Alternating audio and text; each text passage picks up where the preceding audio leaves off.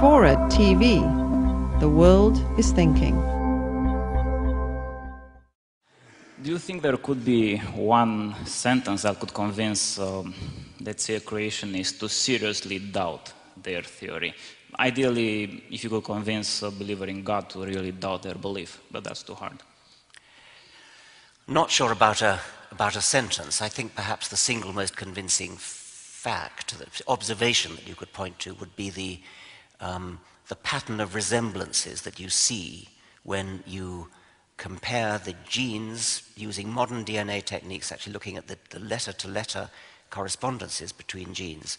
Compare the genes of any pair of animals you like, pair of animals, pair of plants, and then plot out the resemblances, and they fall in a perfect hierarchy, a perfect family tree. And the only alternative to it being a family tree is that the intelligent designer deliberately set out to deceive us in the most underhand and devious manner.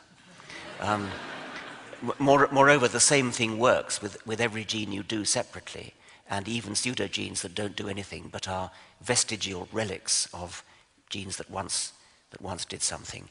I find it extremely hard to imagine how any creationist who actually bothered to listen to that could possibly doubt the fact of evolution. But they don't listen. I mean, your question is a perfectly good question, but it's not really relevant, because what they do is simply stick their fingers in their ear and say la la la. They know what's true because it's in the holy book.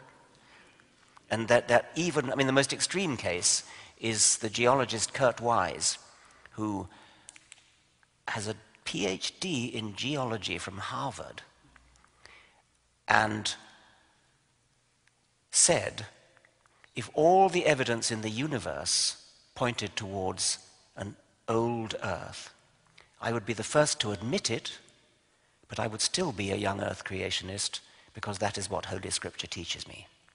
You cannot argue with a mind like that.